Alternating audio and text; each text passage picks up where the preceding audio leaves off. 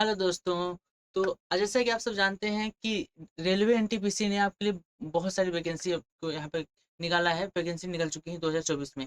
2024 में अगर आप रेलवे एनटीपीसी यानी आरआरबी एनटीपीसी 2024 की प्रिपरेशन कर रहे हो तो आप लोगों के लिए बहुत बड़ी खुशखबरी है। ठीक है, तो देखिए ये अपडेट काफ़ी पहले आ चुकी थी और जब ये आपका वैकेंसी आता तभी हमने इस अपडेट को दिया भी था। तो अगर आप उस चीज़ को अभी तक नहीं देखे होगी कि आप एलिजिबल हो या नहीं, कब तक डेट है, क्या क्राइटेरिया है, तो उसके लिए डिस्क्रिप्शन में एक लिंक है। उस पूरा वीडियो हमने पूरा कंप्लीट डिस्कशन किया था। उसका सिलेबस कितना रहने वाला है, कैसे क्वेश्चन आने वाले हैं, कितने नंबर क्वेश्चन आने वाले हैं, कितने पेपर होने, मतलब हर एक ए टू जेड हमने हर एक चीज़ को कवर किया है, ताकि आपको कोई उस वीडियो को देखना दूसरा वीडियो को देखने की जरूरत ना पड़े। आप कंप्लीट डिटेल में से देख सकते हो। ठीक है, तो अगर आप इसकी प्रिपरेशन कर रहे हो, ठीक है, या ऑलरेडी प्रिपरेशन लग चुकी हो, तो आप लोग के लिए यहाँ बहुत बड़ी खुशखबरी है कि यूट्यूब पर होने जा रहा है आपका बहुत बड़ा, ठीक है, बहुत बड़ा धमाका कि आपका यहाँ पर फ्री में, मतलब 1 रुपए भी आपको खर्च नहीं करना, आपको फ्री में स्टार्ट होने जा रहा है एक हथियार सीरीज।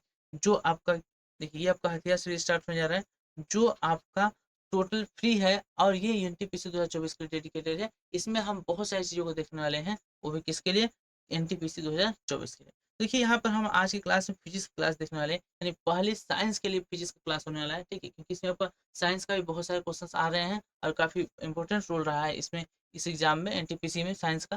तो साइंस के क्वेश्चन हम आज आज डिस्कस करने वाले हैं।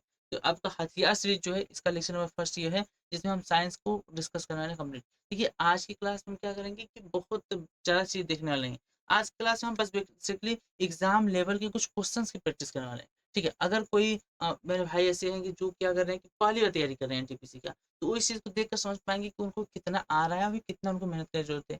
और अगर जो भाई पहले से तैयारी कर रहे हैं, ठीक है, तो वो प्रैक्टिस से ये देख पाएंगे कि हाँ आखिर में उन्हें जो पढ़ा है, तो क्या उनसे क्वेश्चन बन जा रहे हैं या नहीं बन रहे हैं, आप कितना क्वेश्चन बना पा रहे हो, इसे कमेंट में मुझे लास्ट में जरूर बताइएगा। ठीक है, इससे आपको एक ओवरव्यू मिल जाएगा कि आपको कितना क्वेश्चन कर चल जा रहे हो, कितना आपको करने की जरूरत है। इस तरीके से चीज़ों को करना है। ठीक है, तो चलिए स्टार्ट करते हैं क्लास को बिना टाइम वेस्ट किए। अगर चैनल पर आए तो चैनल को आप सब्सक्राइब कर लीजिए, ताकि जितने भी वीडियो आ गए तो उन सभी का नोटिफिकेशन आप तक सबसे पहले पहुंच सके। ठीक है, तो चलिए स्टार्ट करते हैं। आज क्वेश्चन की प्रैक्टिस, हम भरपूर क्वेश्चन प्रैक्टिस करने वाले हैं। पहला क्वेश्चन आपके सामने आता है, वो बहुत ही सिंपल क्वेश्चन है। ठीक है, देखिए ध्यान से पढ़िए। तरा निम्न में से कौन सी अदिश राशि है, या निम्न में से ऐसी कौन सी राशि है जो अदिश राशि। तो देखिए यहाँ पर आपको समझना पड़ेगा अदिश राशि क्या होती है। ठीक है, जो आप थोड़ा सा आपको हम बता देते हैं यहाँ पर। ठीक है, कि जो राशि होती है आपकी दो प्रकार की होती है। कितने प्रकार की होती है, दो प्रकार की। कौन कौन सी राशियाँ होती हैं, तो आपकी जो राशि होती है दो, एक होती है अदिश राशि और एक आपकी होती है सदिश राशि। एक क्या होती है, सदिश राशि। अब देखिए अदिश राशि की क्या खास विशेषता होती है।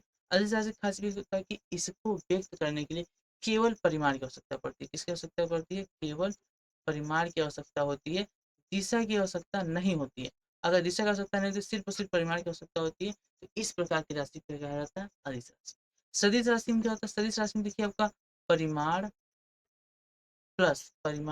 प्लस आपको दिशा दोनों की आवश्यकता पड़ती है। यानी वे राशियां जिनको व्यक्त करने के लिए परिमाण और दिशा दोनों की आवश्यकता होती है, उन्हें कहा जाता है सदिश राशि। अब इसमें अगर हम बात करें उदाहरण की, ठीक है, कि कौन किसका उदाहरण है, आपसे पूछा है अदिश राशि। तो देखिए अगर आप एसएससी क्वेश्चन कर रहे हो, रेलवे क्वेश्चन कर रहे हो, तो आपको एक चीज ध्यान रखना होगा, माइंड में इस बात को रख लीजिए कि आपके सामने अगर ये जो पूछा है सिर्फ उसका आंसर नहीं, आपके जो ऑप्शन में चार ऑप्शन दिए सभी का मतलब पता होना चाहिए, तभी आप करेक्ट करोगे, नहीं तो आप गलत करोगे। देखिए सभी चारों का हम आपको मतलब बता देना, फिर आप खुद बता देना कि कौन सा आंसर सही है। वेग जो है क्या, देखिए वेग आपकी सदिश राशि होती है। कौन सी राशि होती है, सदिश, क्योंकि इसमें दिशा भी होती है। ठीक है, तो त्वरण, देखिए त्वरण वेग से ही बनता है। त्वरण किससे बनता है, वेग से, क्योंकि वेग परिवर्तन की दर को ही क्या कहते हैं, त्वरण कहते हैं। तो त्वरण भी आपका क्या होगा, सदिश। ठीक है, उसके बाद आपका आता है बल। बल देखिए आपका किससे बनता है, बल आपका बनता है त्वरण से। ये बराबर यम है, ये बराबर एम क्या होता है, देखिए क्या आपको फॉर्मूला भी देते हैं। देखिए बल जो आपका होता है ये बराबर होता है एम इंटू ए।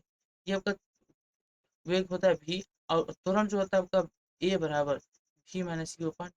तो अगर v देखिए वेग आपका सदिश है, तो वेग से बन रहा है आपका त्वरण, तो त्वरण भी सदिश होगा।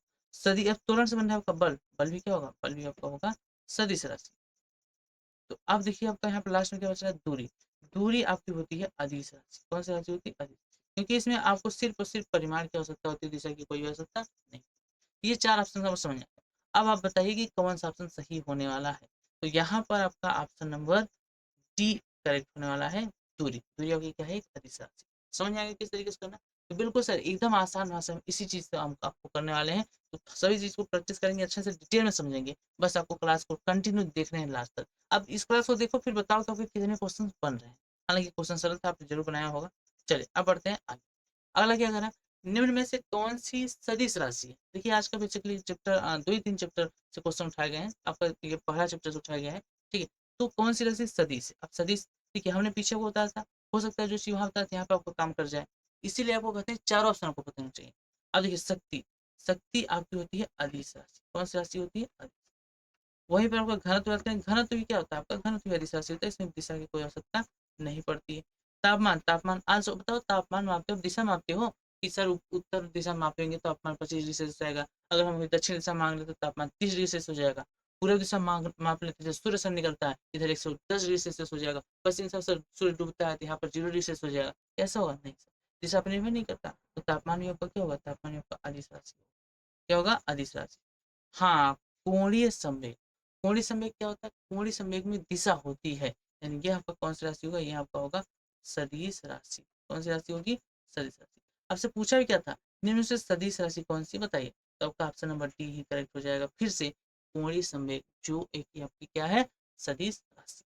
समझ में आएगी, चले आगे, चलिए कमेंट में आप जरूर बताइए, तो यही है कि आपको कितने क्वेश्चन सही हो रहे हैं, कितने गलत हो रहे हैं, या आप क्वेश्चन से आंसर भी बताते रहो कि हाँ सर पहले का ये, दूसरे का ये, तीसरे का ये, सब कर सकते हो नंबरिंग करके, ठीक है। देखिए हमने कितने क्वेश्चन किए, ये आपका क्वेश्चन नंबर फर्स्ट था, फिर आपका यहाँ पर क्वेश्चन नंबर सेकेंड, अब आपका क्वेश्चन नंबर थर्ड आ गया।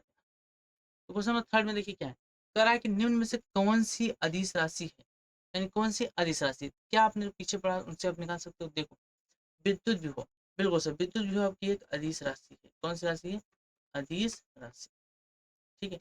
ये आपकी एक अदिश राशि, क्योंकि इसमें दिशा की आवश्यकता नहीं पड़ती।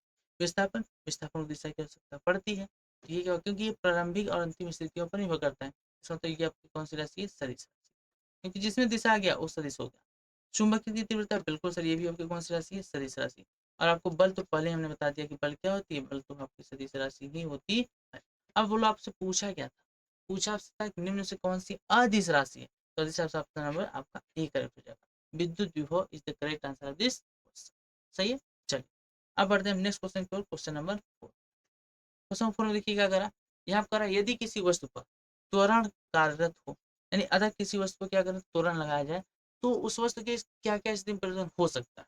तो देखिए त्वरण अगर लगाया जाए तो डिपेंड करता है कि कैसी वस्तु है, अगर वस्तु रुकी हुई तो वस्तु पे त्वरण अगर आप लगा दिए तो ये गति करने लग सकती है, यानी इसका चाल बढ़ सकता है, हो सकता है पहले से गति कर रहा है, आपने विपरीत दिशा में लगा दिया, तो त्वरण लगाने से क्या होता है, गति धीर हो सकती है, यानी रुक सकती है, इसका मतलब गति में कमी आ सकती है। फिर देखो, अगर आप यहाँ पर क्या है कि ये आप त्वरण लगाते हो तो उससे बल भी लगता है, क्या लगता है, बल। तो आप बल लगा रहे हो तो उससे संवेग भी प्रतीत हो सकता है, तो क्या चीज हो सकती है क्या नहीं हो सकती, अब हम ऑप्शन पढ़ेंगे उसके अनुसार बताएंगे। तो देखिए ऑप्शन पहला करा है, इसकी चाल बढ़ सकती है, हाँ सर चाल तो बढ़ सकती है, बिल्कुल से बढ़ सकती है, अगर जीरो थी तो जीरो से बढ़ सकती है, और कुछ थी मान लीजिए वो तुरंत उसी दिशा में लग गया, जैसे हम गति करा तो और बढ़ जाएगा। फिर इसका वेग, इसका वेग बदलता है, बिल्कुल सर वेग भी बदलता है, अगर आप त्वरण किसी वस्तु पर लगा रहे हो तो उसका वेग परिवर्तित होगा।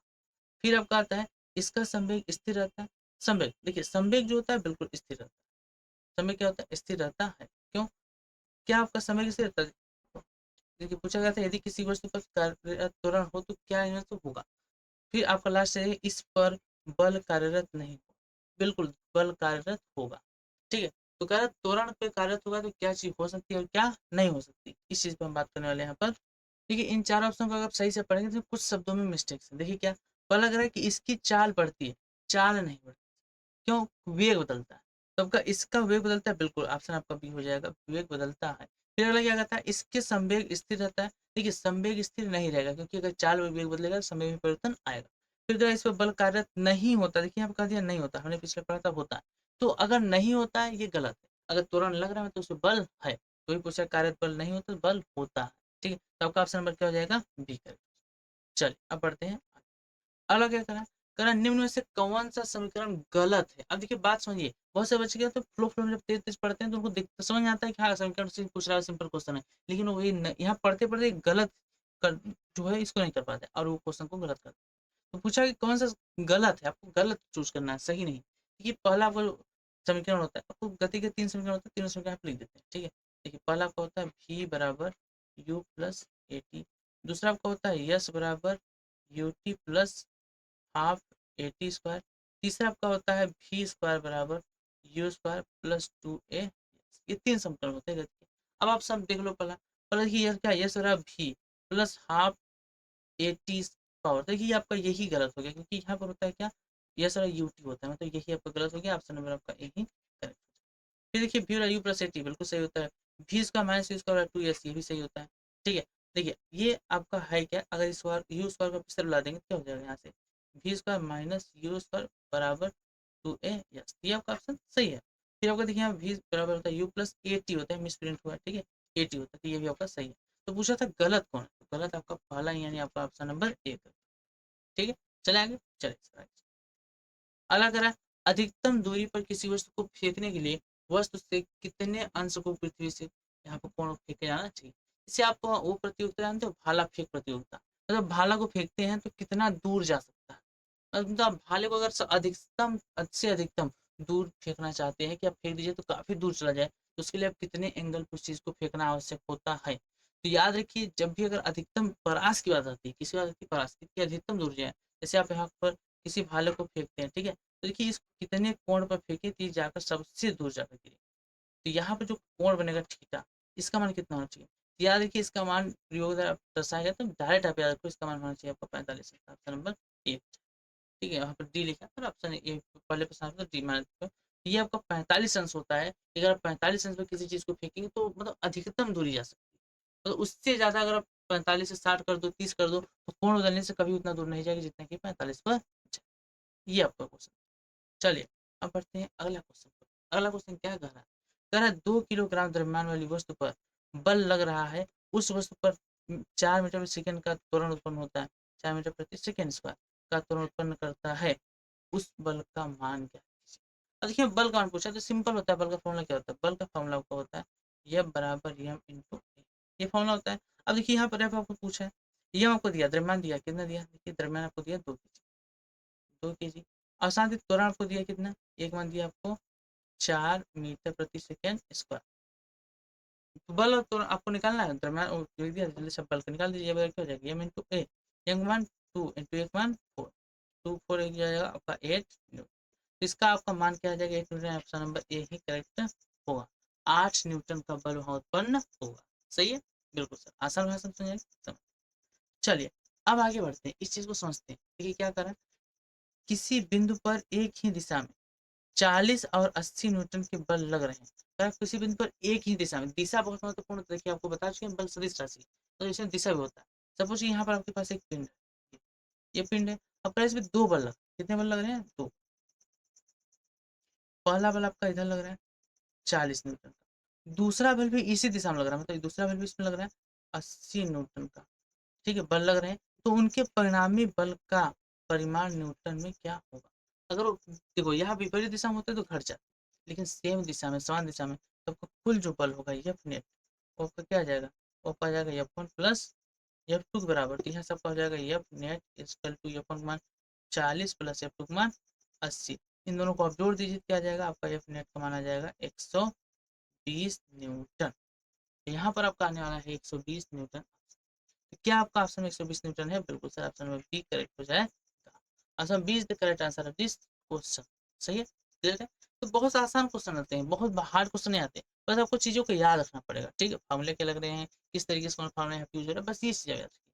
ठीक, चल अगला, अगला कह रहा है कि एक वस्तु किसी वृत्ताकार पथ में घूम रही, यानी यहाँ पर हमारा क्या कर रहा है कि कोई वृत्ताकार पथ है ये, ठीक है, अब ये वृत्ताकार पथ है, इसकी त्रिज्या यहाँ पर आपकी है r, तो वृत्ताकार पथ में घूम रही है उस वस्तु का त्वरण क्या होगा, यानी यहाँ पर कोई वस्तु है, ठीक है, वो v वेग से गति कर रही है, इसका त्वरण क्या होगा, तो क्या स्पर्श रेखा के उनतीस होगा, केंद्र की ओर होगा, परिधि के उनतीस होगा, केंद्र के बाहर की ओर होगा। याद रखो जो त्वरण होता है, क्या त्वरण, अगर कोई भी कण वृत्ताकार मार्ग पर गति कर रहा है तो उसमें सदैव एक केंद्र की ओर त्वरण लगता है, जिसे बोलते हैं अभिकेंद्रीय त्वरण, क्या बोलते हैं अभिकेंद्रीय त्वरण, इसका जो त्वरण की दिशा होगा आपका होगा केंद्र की ओर, यानी आपका हो जाएगा ए इंटू सी, तो अभिकेंद्रीय त्वरण क्या हो जाएगा, अभिकेंद्रीय त्वरण, तो अभिकेंद्रीय त्वरण जो सी ए होता है, ए सी होगा, ये क्या होता है हमेशा केंद्र की ओर होता है, किसकी ओर होता है, केंद्र की ओर।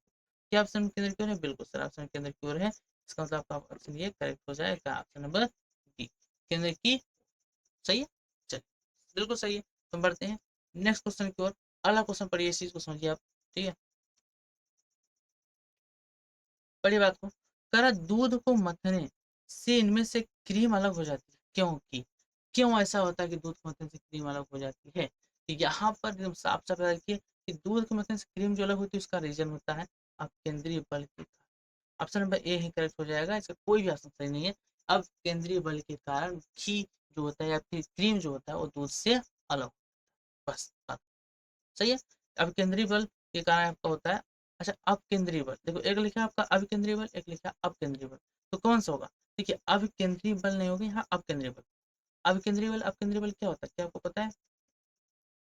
क्या आपको पता है कि अब केंद्रीय बल क्या होता है? देखिए बात समझिए, अब बात को समझिए कि यहाँ पर जो आपको दिया है, ठीक है,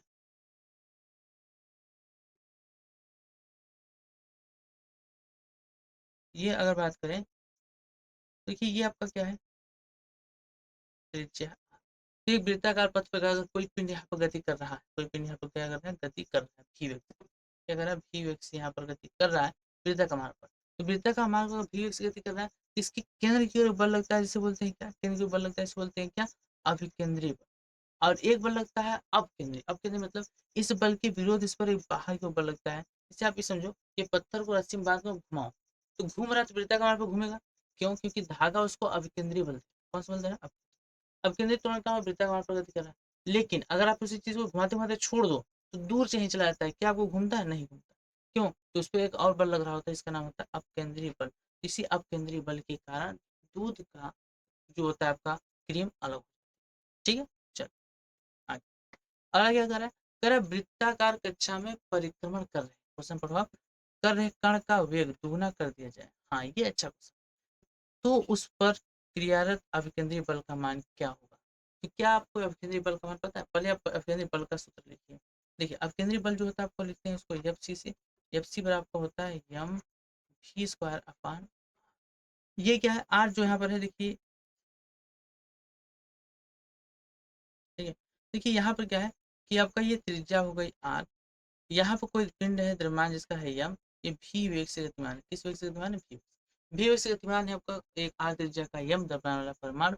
अब इसकी अगर बात कीजिए तो यहाँ पर देखिए सूत्र होता है, अब कह रहा है कि वृत्ताकार कक्षा हम कर रहे हैं कण का वेग दुगुना कर, तो उसके क्रिया का अभिकेंद्रीय बल का मान कितना होगा? अगर वेग आप दुगुना करेंगे, देखिए ये पहले था, अब हम वेग दुगुना करते हैं, तो वेग दुगुना करेंगे तो क्या आ जाएगा, देखिए ये आपका आ जाएगा F C equal to M into भी को लिख देते हैं टू भी का स्क्वायर अपान आर, क्योंकि हमने क्या किया वेग को दो गुना कर दिया, जब दो गुना कर देंगे तो क्या आ जाएगा, तब आपका आ जाएगा यहाँ से F C equal to two का देखिए स्क्वायर करेंगे हो जाएगा फोर, टू का स्क्वायर करेंगे तो हो जाएगा फोर, यम इंटू फोर भी स्क्वायर अपान आर, ठीक है ये आपको हो जाएगा। तो इस चीज़ को अगर आप निकालेंगे तो क्या आएगा यहाँ से, यहाँ तक आ जाएगा F C equal to four into M भी स्क्वायर अपान आर। तो इससे क्या समझ में आ रहा है कि इससे जो आपका एफ सी क्या होगा, आपका केंद्रीय बल होगा वो चार गुना बढ़ जाएगा, तो क्या हो जाएगा, चार गुना हो जाएगा। आपका ऑप्शन नंबर सी करेक्ट, कि अगर आप किसी गतिमान पिंड का क्या करते हैं वेग दोगुना कर देते हैं, उसका केंद्रीय बल जो होगा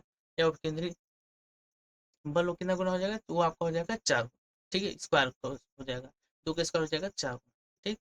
चलिए अगला क्वेश्चन क्या करा, उपरोक्त प्रश्न के कक्षा की त्रिज्या भी आधी कर दी जाए तो अब केंद्रीय बल का मान क्या होगा? कह रहा जो पीछे का प्रश्न ऊपर मतलब यही प्रश्न, इस प्रश्न में कह रहा त्रिज्या भी आधी कर दीजिए, त्रिज्या यानी आर को क्या कर दीजिए, आधी कर दीजिए, तब क्या होगा? देखो अगर त्रिज्या को आधी कर दो तो यानी यहाँ पर पहले आपका यह बराबर क्या था, यम भी स्क्वायर बटे आर ये था, अब इसको कह रहा है त्रिज्या भी आधी कर दीजिए, मतलब यहाँ पे को क्या होगा, यफ बराबर यम इंटू टू भी का होल स्क्वायर अपान त्रिज्या हो जाएगा आपका आर अपान टू, त्रिज्या आधी कर रहा है, आधी मतलब दो घर से भाग दीजिए, अब इसको मल्टीप्लाई करेंगे क्या होगा, देखिए आपका हो जाएगा यफ बराबर यम इंटू फोर भी स्क्वायर अपान आर, देखिए बटे में तो ऊपर पर चला जाए तो ऊपर टू हो जाएगा, तो देखिए चार दूना आठ, ये हो जाएगा ये बराबर क्या हो जाएगा, ये बराबर हो जाएगा आठ यम भी स्क्वायर अपान आठ, यहाँ पे जो आठ आपका आया है क्या, आठ आपका आया है बल, तो आठ गुना बल बढ़ जाएगा, मतलब आपका ऑप्शन नंबर सी है,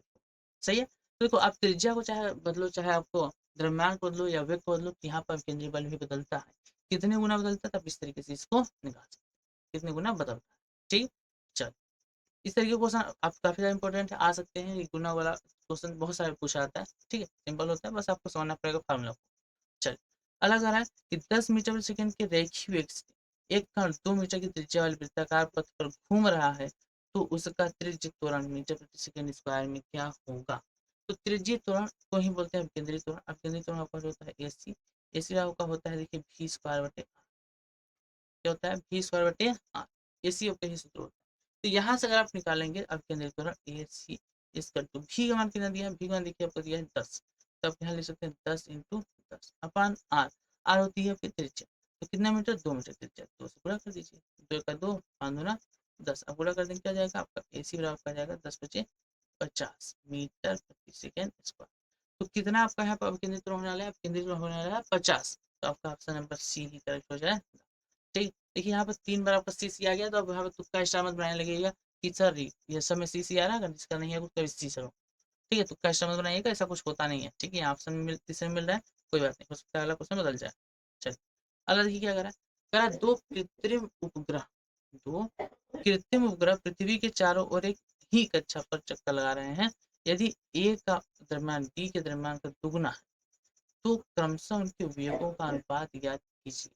सबसे पहले आप समझते हैं पृथ्वी के चारों तरफ लगा रहे हैं, तो ये कह रहा है एक ही कक्ष में चक्कर लगा रहे हैं, मतलब यहाँ पर क्या है उनकी त्रिज्या समान, उनकी त्रिज्या क्या है समान, एक ही कक्ष मतलब आप कहाँ पे लिख सकते हो आर ए बराबर किसके आर बी, दोनों त्रिज्या समान है। अब देखिए उनके जो आपका ए और बी का जो द्रव्यमान है दुगुना है, आपको कह रहा है एक का जब द्रव्यमान है, यानी आपका यम ए जो है वो दुगुना है किसके, दो गुना है यम बी, एम बी की क्या है दो, ये आपको देख सकते हो इस चीज को। ठीक, अब यहाँ पर अगर हम बात करते हैं आगे की कहानी को, तो यहाँ पर क्या होगा उनका वेगों का अनुपात पूछा है तुमसे। तो देखिए अगर वृत्ता का मार्ग प्रगति कर रहा है तो क्या अभिकेंद्री जो बल हो या अभिकेंद्री त्वरण बोल सकते हो, क्या अभिकेंद्री त्वरण समान, अभिकेंद्री त्वरण अभी आपको लिखे फॉर्मूला क्या था, ये आपका होता है ए सी बराबर वी स्क्वायर बटे, अच्छा ये अभिकेंद्री बल हम लेते हैं, क्या लेते हैं अभिकेंद्री बल, तो अभिकेंद्री बल यह बराबर क्या हो जाएगा यम वी स्क्वायर अपान ये फॉर्मूला होगा। अब एम भी स्क्वायर अपान आर ये फॉर्मूला होता है, तो आप यहाँ से निकाल सकते हैं अनुपात, तो कैसे निकाल सकते हैं देखिए, अनुपात आपको निकालना बिल्कुल निकाल सकते हैं, बल अगर आपको यहाँ पे निकालना ठीक है, तो इस चीज को आप क्या कर सकते हैं बराबर कर सकते हैं, क्योंकि अगर समान त्रिज्या में गति कर रहे हैं इसको तो दोनों बल समान, तो अब लिख सकते हैं ऐसे यम वन या एम ए भी ए बटा आर ए बराबर यम बी भी बी का स्क्वायर बटा आर।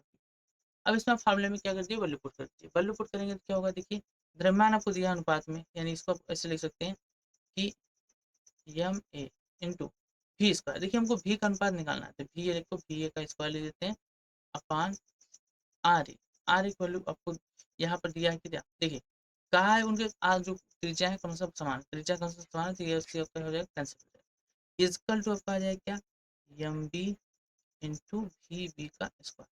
अब क्या कीजिए वी बी को इसे पसंद कर दीजिए, एम ए को इसे पसंद कर दीजिए, क्या होगा वी ए का स्क्वायर बटे वी बी,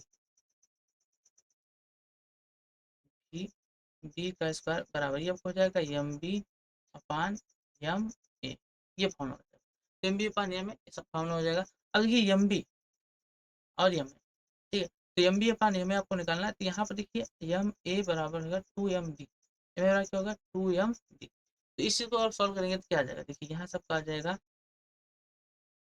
क्या कहता है ए का द्रव्यमान बी से दुगुना, ए का द्रव्यमान बी से क्या था दुगुना था, ये आपका यहाँ पर सही लिखा है कि एम ए बराबर होगा बी टू है। ठीक है, इस चीज को अगर सॉल्व करेंगे तो क्या आ जाएगा यहाँ देखिए आपका आ जाएगा एम बी को आप लिख सकते हैं एम बी और एम ए को लिख सकते हैं क्या टू एम बी, क्योंकि आपका द्रव्यमान ए का जो है वो बी के दुगुना है, तो इसलिए सकते हैं। अब यहाँ से एम बी से एम बी क्या हो जाएगा कैंसिल हो जाएगा, देखिए दोनों के स्क्वायर स्क्वायर जाएगा क्या हो जाएगा अंडर हो जाएगा, क्या आएगा क्या V A upon V B का होल स्क्वायर इक्वल टू आया यहाँ पर वन अपान, इस चीज को अगर सॉल्व करेंगे तो क्या आ जाएगा यहाँ देखिए आपका आ जाएगा V A upon V B का होल स्क्वायर बराबर क्या है वन अपान टू, अब टू इधर जाएगा क्या हो जाएगा अंडर रूट हो जाएगा, तब क्या जाएगा V A upon V B equal to one upon one upon two under root, इससे आप निकाल सकते हो क्या V A ratio V A ratio V B equal to देखिए वन का रेशियो ऊपर अंडर रूट निकालेंगे वन होगा वन रेशियो टू, ये आपका यहाँ पर होने वाला है। ठीक है, तो देखिए यहाँ पर आपका ये आ गया, तो यहाँ से देखिए भी अनुपात ये आया है, तो ऑप्शन में अगर आप देखें तो यही एक ऑप्शन है आपका ऑप्शन नंबर बी ही करेक्ट है। ठीक है, चलिए अब बढ़ते हैं आगे। नेक्स्ट क्वेश्चन क्या करा, देखिए यहाँ पर करा, निर्वात में स्वतंत्रता पूर्वक गिराई जाने वाली हल्की व भारी वस्तुएं पृथ्वी पे एक साथ पहुंचती हैं, क्योंकि क्योंकि देखिए निर्वात में अगर आप हल्की और भारी वस्तु गिराओ तो एक साथ पृथ्वी इस तरीके से पहुंचेंगे, क्योंकि वहां पर वायु नहीं होता। और जब वायु नहीं होता, देखिए होता क्या है कि जब किसी चीज को ऊपर से नीचे गिराते हो ना, तो वो नीचे जब आता है तो वायु उसका क्या करता है, विरोध करता है। अगर भारी चीज है तो वायु का विरोध मतलब उसका कम कर पाता है, इससे वो ज्यादा तेजी से आता है। वहीं पर अगर हल्की चीज है तो वायु उसका विरोध करता है, तो धीरे धीरे आती है, तो टाइम लग जाता है उसको आने में। इस तरीके से जो भारी वस्तु होती है पहले गिर जाती है, लेकिन जो हल्की वस्तु है उसको देर लगता है, क्योंकि वायु वहां पर उसका विरोध करा है। लेकिन निर्वात है तो कोई विरोध करने वाला है नहीं, तो दोनों साथ में ही पहुंचेंगे। देखिए यहाँ क्या होता है, उनका वेग भिन्न भिन्न होता है, नहीं ये गलत है, वेग भिन्न भिन्न नहीं होता। उनका द्रव्यमान भिन्न भिन्न होता है, हाँ द्रव्यमान भिन्न भिन्न होता है, पर ये कारण नहीं। अगला, उन पर कार्यरत गुरुत्वीय बल का मान समान होता है, हाँ उनका उन गुरुत्वीय बल का मान क्या होता है, समान होता है। और उन पर कार्य गुरुत्वीय बल का मान असमान होता है, ये गलत है। देखिए यहाँ पर आपसे पूछा गया था कि एक साथ पहुंचती हैं, क्यों पहुंचती हैं, कि उनका द्रव्यमान भिन्न भिन्न होता है, ये कारण नहीं है। कारण आपका ये है, उन पे जो आपका उन कार्यरत गुरुत्वीय त्वरण का मान है वो समान होता है। तो आपका ऑप्शन नंबर सी है। तो समान गुरुत्वीकरण बल लगने के कारण वो साथ में ही आपका सतह पर पहुंचते हैं। ठीक, क्लियर हो गया, चल आगे बढ़ते हैं। अगला देखिए, अगर निम्न से बल का मात्रक नहीं है ये पूछा, तो बल का मात्रक इसमें से कौन है कौन नहीं है, उस चीज को समझते हैं। देखिए जो बल का मात्रक है, पाउंडर, पाउंडर आपका ये होता है आपका एफ, ठीक है, F P S, F P S जो आपका मात्रक पद्धति होती है उसके अनुसार आपका होता है पाउंडर बल का मात्रक। डाइन आप जानते हो कि आपका होता है सी जी एस, ये आप चीज को पढ़े भी हो, ठीक है, पाउंडर भी पढ़ते हो, सीजीएस पढ़ते हो। तो पाउंडर सीजीएस में आपके अलग अलग मात्रक है। और जूल आपका क्या होता है, जूल आपका होता है ऊर्जा का मात्रक, कि जूल ऊर्जा का एसआई मात्रक है, ठीक है। लेकिन न्यूटन, न्यूटन आपका बल का एसआई मात्रक है, या एसआई मात्रक आपका है बल का न्यूटन। जबकि आपका सीज मात्रक क्या है, डाइन, और पाउंडर मात्रक क्या है, मात्रा का पीएस। तो देखिए यहाँ पे इस क्वेश्चन को करने में आपको एक चीज समझ में आ गया कि कभी की मात्रा से अच्छा क्वेश्चन पूछा जाता है। अभी इस चीज को समझो आप, ठीक है, अगर आपको पता था तो डेफिनेटली अच्छी बात है, लेकिन नहीं पता था तो इस क्वेश्चन प्रैक्टिस करने में आपको ये पता हो गया। अगर अगली बार क्वेश्चन आपके सामने आएगा तो डेफिनेटली देखते हैं आंसर कर दोगे कि सर ये तो पीएस में, ये आपका सीजीएस में, आपका एसआई में। आपसे पूछा था कौन नहीं है, ये आपका जूल हो जाएगा, जो कि ऊर्जा का मात्रा है, बल का मात्रा है ही नहीं। ठीक है, चल अब बढ़ते हैं। अगला क्वेश्चन करा है कि जब किसी वस्तु की गति त्वरित होती है, यानी कोई वस्तु जब त्वरित होता है तो उस पर क्या घटना हो रही होती है, तो क्या उसकी चाल सदैव वृद्धि होती है। देखिए सदैव चाल में वृद्धि नहीं होता है, ये गलत। दूसरा कह रहा है कि उसके वेग में सदैव वृद्धि होता है, नहीं। अगर तुरंत विपरीत दिशा में लग जाए तो वृद्धि ना होकर कमी भी हो सकता है, तो ये भी आपका क्या हो जाएगा, गलत। सदैव नहीं होता है, कभी वृद्धि हो सकता है, कमी भी हो सकता है। फिर कह रहा है वह सदैव पृथ्वी की ओर गिरती है, तो ये सदैव पृथ्वी की ओर गिरेगी ये भी जरूरत नहीं है। अगर आप त्वरित गति करा रहे हो तो पृथ्वी की ओर नहीं गिर सकती, ऊपर भी जा सकती है, ठीक है। और कह रहा है कि उस पर सदैव कोई बल कार्य करता है, बिल्कुल सही बात है। अगर किसी चीज में तुरंत बल है मतलब उस पर कोई ना कोई बल कार्य कर रहा है, बिल्कुल सही जवाब। आगे बढ़ते हैं। अगला क्या करा है, यदि किसी वस्तु द्वारा तय की गई कुल दूरी समय के अनुपाती होती है तथा वो हम यह कह सकते हैं कि करा कि यदि किसी वस्तु द्वारा तय की गई जो दूरी है उस समय के अनुपाती, दूरी समय के अनुपाती है, तो हम क्या कह सकते हैं कि शून्य वेग से चल रही है। जो दूरी है यस, अनुपाती किसके, ठीक है। तो हम यहाँ पर क्या संबंध निकाल सकते हैं कि शून्य वेग से चल रही है, कि त्वरण अचर है, या फिर चर चाल से चल रही है, या एक समान वेग से चल रही है, वेग एक है एक समान। तो क्या घटना इसमें हो रही है, देखो अगर यहाँ पर दूरी समय के साथ क्या हो रहा है, बदल रहा है, तो इसका मतलब दूरी समय के साथ क्या हो रहा है, बदल रहा है। तो जब का अचर चाल से चल रही है, क्योंकि अगर दूरी समय के साथ समान, दूरी समय के साथ समान रहता, तो ये आपको बता रहा है कि दूरी अचर, यहाँ पर आपका क्या हो जाएगा, एक अचर चाल से चल रही है, यानी चल चाल बदल नहीं रहा है, चाल निश्चित है, उसी चाल से चल रही है। तो आपका ऑप्शन नंबर सी हो जाएगा, ठीक है। चल, तो ये आपके कुछ क्वेश्चंस थे, इसके कुछ और क्वेश्चंस हैं देखिए सामने, लेकिन आज का हम यहीं तक रखते हैं, ठीक है। एक दो और क्वेश्चन करोगे, चलो एक दो और क्वेश्चन करो। देखो, आवेग को व्यक्त करते हैं, आवेग किसकी व्यक्त करता है, देखिए जो आवेग होता है वो संवेग परिवर्तन की दर को व्यक्त करता है। यानी आई जो होता है ये बराबर होता है किसके, डेल्टा पी अपन डेल्टा टी के। और डेल्टा पी अपन डेल्टा टी बराबर होता है किसकी, यानी आई बराबर होता है आपका एफ इंटू डेल्टा टी, यानी बल गुणे समय के। तो जो आपका आवेग होता है उसका फॉर्मूला क्या होता है, बल गुणे समय। तो क्या बल गुणे समय, बिल्कुल सर, आपका option number A he correct हो जाएगा। आवेग क्या होता है, बल गुणे समय। और बढ़ते हैं, एक दो आगे क्वेश्चन देख लेते हैं। न्यूटन की गति का दूसरा नियम निम्न किस में संबंध स्थापित करता है, न्यूटन का जो गति का दूसरा नियम है किसके भी संबंध स्थापित करता है। याद को न्यूटन जो गति का दूसरा नियम होता है वो होता है एफ बराबर delta P upon delta T, यानी संवेग परिवर्तन की दर उस पर कार्यरत बल के अनुपातीय बराबर होता है, इसी को कहते हैं गति का द्वितीय नियम। यानी यह बल और संवेग परिवर्तन में संबंध बताता है। तो संवेग और वेग में नहीं सर, संवेग और त्वरण नहीं सर, इसमें नहीं बताता। बल व संवेग के परिवर्तन की दर, बिल्कुल सही बात है, आपका ऑप्शन नंबर करेक्ट हो जाएगा सी। बल तथा संवेग परिवर्तन की दर को बताता है और डेल्टा पी अपॉन डेल्टा, सही है, क्लियर है। हाँ, तो चलिए ये आपका हो गया, ठीक है। तो आज की क्लास हम यहीं तक रखते हैं। आपने कितना क्वेश्चन अटेंड किया इसमें से, ठीक है, और इन क्वेश्चन कितना आपका सही था और कितना गलत है, इसे कमेंट में जरूर बताइएगा, ठीक है। तो हम मिलेंगे नेक्स्ट लेक्चर में कुछ और इंपॉर्टेंट क्वेश्चन के साथ। तब तक के लिए आप अच्छे से पढ़ते रहिए, स्वस्थ रहिए, मस्त रहिए। और हाँ, अगर चैनल पर आए तो चैनल को सब्सक्राइब जरूर कर लीजिएगा, क्योंकि इस चैनल पर अब आपका हथियार सीरीज लॉन्च हो चुका है। ये हथियार आपको एक हथियार बना देगा एग्जाम में लड़ने के लिए, ताकि इन हथियार अगर आप प्रैक्टिस की हो तो जाकर एग्जाम अच्छे से पढ़ सकते हैं, ठीक है। तो ऑल द बेस्ट, पढ़ते रहिए, स्वस्थ से मस्त रहिए, एकदम मस्त, और पढ़ाई को अच्छे जोर तोड़ से करिए। कोई भी टॉपिक अगर प्रॉब्लम आए तो कमेंट में जरूर बताइएगा, हम उसको आपका डिस्कस जरूर करेंगे अलग से, ठीक है। मिलते हैं नेक्स्ट लेक्चर।